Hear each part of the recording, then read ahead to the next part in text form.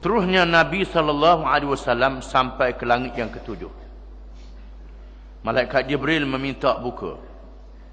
Malaikat yang menjaganya bertanya, siapa? Kata Jibril, aku Jibril. Ditanya, siapa bersama denganmu?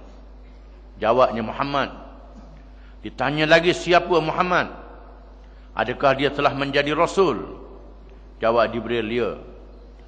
Lalu malaikat yang menjaga langit yang ketujuh mengalu-ngalukan kedatangan Nabi SAW dan mendoa untuknya. Tiba-tiba di langit yang ketujuh, Rasulullah SAW berjumpa dengan Nabi Ibrahim Al-Khalil SAW. Dia bersandar di pintu syurga, di atas kursi yang dibuat daripada emas, membelakangi Al-Baitul Ma'mur. Al-Baitul Ma'mur ialah kiblat kepada malaikat-malaikat di langit. Bersama dengannya kaumnya. Maka Nabi SAW memberi salam kepadanya, dan dia menjawab salam, selamat datang anak yang saleh dan Nabi yang saleh. Anak yang saleh, kerana Nabi SAW adalah daripada keturunan Nabi Ibrahim AS, daripada anaknya, puteranya Ismail, di mana Allah Ta'ala memberi kedudukan yang tinggi kepada Nabi Ibrahim AS, tinggi daripada Rasul Ulul Azmi yang lain, sehingga dia duduk di langit yang ketujuh. Mengapa Allah Ta'ala memberi kemuliaan kepadanya? Kerana Nabi Ibrahim berjuang menghadapi cabaran yang besar, berdepan dengan kerajaan yang memerintah dunia, kuasa besar dunia yang tunggal, iaitulah kerajaan Babylon yang dipimpin oleh Raja Namrud. Dalam berita 2-3 hari ini, mereka cetak pitih baru, pitih Iraq, dihubung gambar Raja Namrud. Kerana itu dianggap tamadun kepada orang Iraq. Mereka dia tak erti. Jadi Nabi Ibrahim berdepan dengan Raja Namrud, raja yang mengaku dirinya menjadi Tuhan dan mengada-ngadakan Tuhan yang lain daripada Allah, sehingga Nabi Ibrahim dihukum bakar ke dalam api yang dinyalakan, dihalau oleh rajanya, dihalau oleh ayahnya sendiri, berhijrah ke Mesir, kemudian ke Palestin bersama dengan keluarganya. Perjuangan yang sangat hebat, yang sangat gigih. Kemudian diperintah oleh Allah menghantar puteranya Ismail di bumi Mekah yang kering kontang, bersama dengan isterinya Hajar. Kemudian setelah Ismail membesar, diperintah supaya menyembelih Ismail sebagai ujian daripada Allah. Maka Ibrahim seorang yang mempunyai martabat yang tinggi di sisi Allah.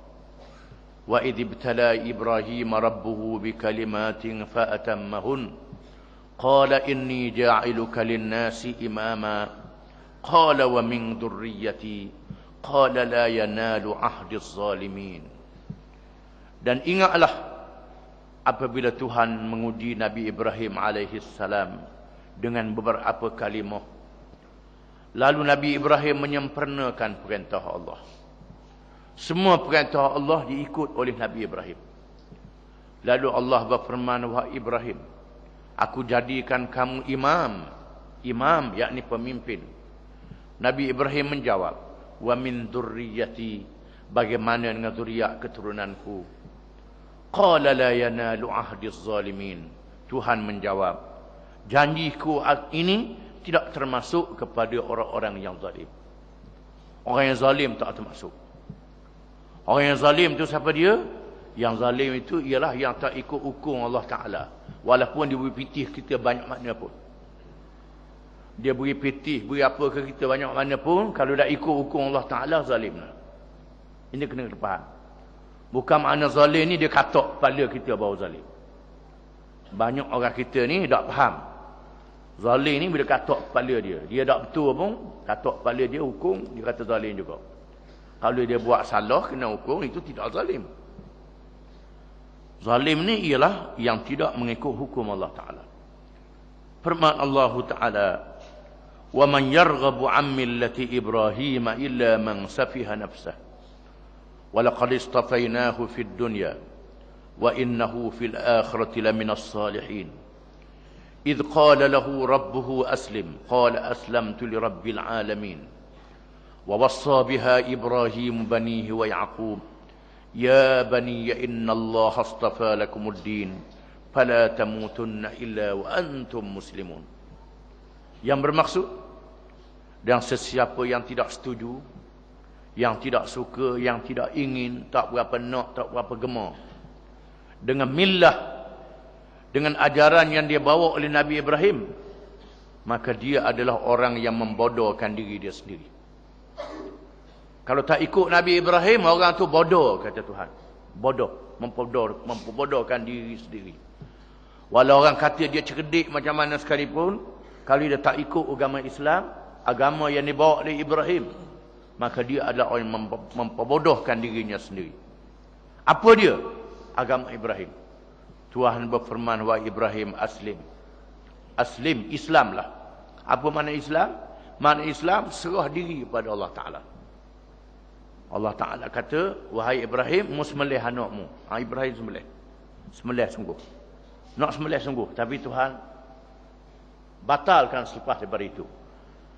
Wahai Ibrahim, mu kena atur bini dengan anakmu di Mekah. Tak ada apa satu di Mekah, kering. Ibrahim tak tanya pasal malang kat mana.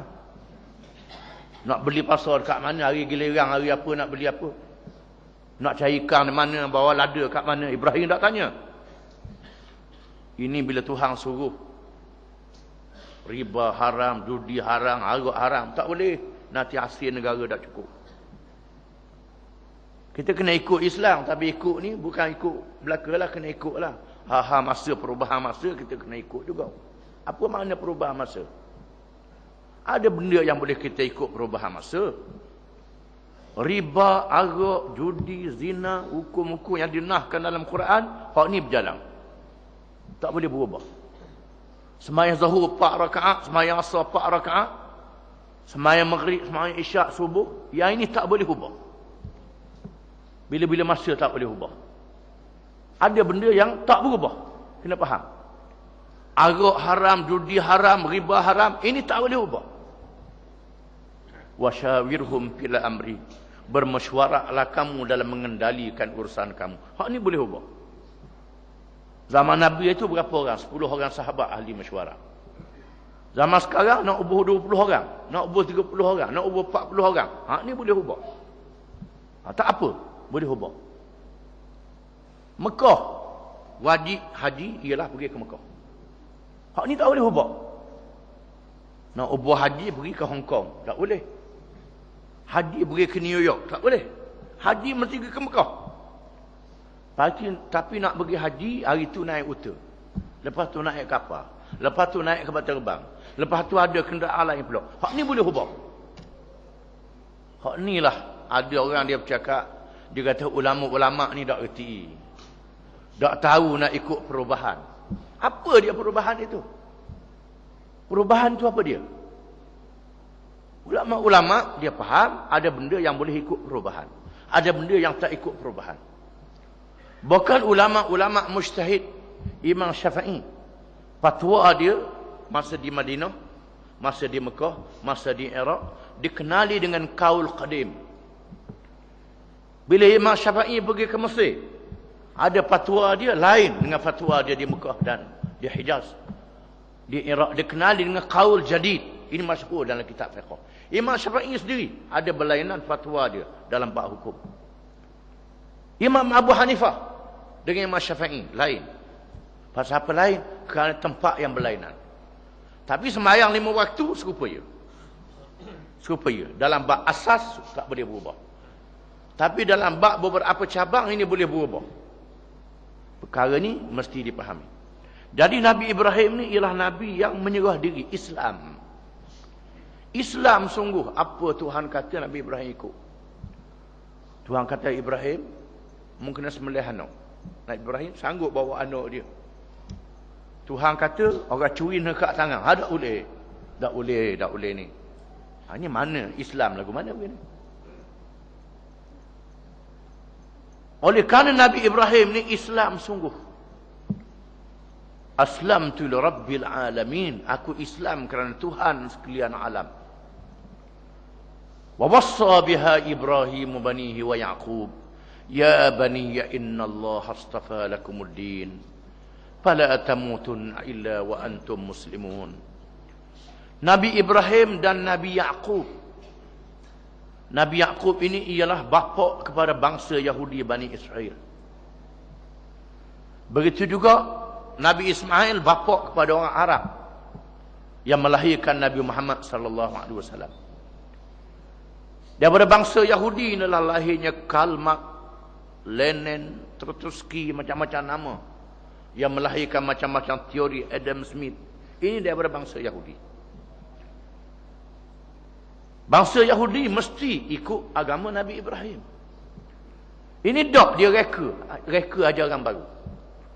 Nabi Ibrahim beri wasiat. Tuhan sebut, wahai anak cucu Nabi Ibrahim, anak cucu Nabi Yaqub, takimu Nabi Ibrahim dan Nabi Yaqub memberi wasiat kepada anak cucu mereka. Sesungguhnya Allah telah memilih kepada kamu satu agama. Jangan kamu mati malaikat dalam keadaan kamu menjadi orang-orang Islam. Yang jadi masalahnya, lawan Nabi-Nabi. Lawan Nabi-Nabi. Disembelihnya Nabi-Nabi, dibunuhnya Nabi-Nabi. Zaman tidak ada Nabi pula, ulama-ulama yang mengikut sunnah Nabi, yang membawa ajaran Nabi, ditentang sebagaimana ditentang Nabi-Nabi. Al-ulama warasatul anbiya. Ulama ialah waris Nabi-Nabi alaihimussalatu wassalam. Adapun ulama-ulama yang tidak sambung perjuangan Nabi, ini bukan waris Nabi, ini pengkhianat. Pengkhianat kepada pesaka yang ditinggalkan oleh Nabi-Nabi. Pada malam Isra' dan Mi'raj, Allah Ta'ala temukan Nabi kita Muhammad SAW dengan Nabi Ibrahim di langit yang ketujuh. Kemudian Nabi Ibrahim berkata, mur ummataka fal tukthir min ghirasil jannah fa inna turbataha tayyibah wa arduha wasi'ah. Suruhlah umatmu, sampaikan salamku kepada umatmu, suruh mereka membanyakkan tanaman-tanaman syurga. Kerana bumi dalam syurga itu terlalu subur lagi luas. Lalu dikatakan, apa dia tanaman syurga? Jawabnya, la hawla wa la quwwata illa billahil aliyyil azim. Itu tanaman syurga. Itu mengikut satu riwayat. Mengikut satu riwayat yang lain, sampaikan salamku kepada umatmu. Beritahu kepada mereka, bumi syurga itu sangat baik, subur dan luas. Tanamannya ialah subhanallah, walhamdulillah, wa la ilaha illallah, wallahu akbar. Tiba-tiba Nabi SAW melihat di sisi Nabi Ibrahim ada satu kaum, satu puak manusia yang duduk di sisinya, yang mukanya putih bersih. Putih bersih, laksana kertas yang bersih, yang putih. Dan satu kaum lagi yang mukanya ada warna, tak apa cerah. Lalu mereka yang mukanya ada kekeruhan itu masuk ke dalam sungai. Mereka mandi, mereka keluar. Hilang warna itu sedikit. Kemudian mereka masuk balik ke dalam sungai. Mereka mandi, mereka keluar. Hilang, masuk yang ketiga. Keluar. Kemudian mereka menjadi putih bersih. Lalu Nabi SAW bertanya, siapakah mereka itu wahai malaikat Jibril? Kata malaikat Jibril, mereka yang putih warnanya ialah mereka yang beriman, yang mengerjakan amal yang soleh, yang tidak mengeruhkan amalan-amalan mereka dengan maksiat, dengan kejahatan. Adapun mereka yang putih, yang ada keruh warnanya, ialah mereka yang mencampur aduk imannya dengan perkara yang jahat. Lalu mereka bertaubat kepada Allah dan Allah menerima taubat mereka. Adapun sungai yang pertama bernama Rahmatullah, yang kedua Ni'matullah, dan yang ketiga saqahum rabbuhum syaraban tahura.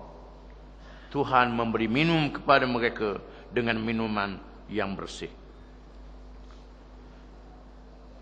Disebut dalam hadis bahawa sembahyang 5 waktu laksana sungai yang ada di hadapan rumah. Terlalu dekat. Bila kita mandi di sungai itu 5 kali sehari, adakah akan tinggal daki lagi di tubuh? Sudah tentulah tidak akan tinggal lagi daki. Itulah dia sembahyang 5 waktu yang dibandingkan oleh Nabi sallallahu alaihi wasallam. Dan dikatakan kepada Nabi sallallahu alaihi wasallam, itulah dia kedudukan umatmu. Kedudukan umatmu begitulah. Ada di kalangan umatmu ni yang baik, yang beriman, yang baik, yang soleh. Dan ada di kalangan umatmu tu yang jahat. Yang jahat.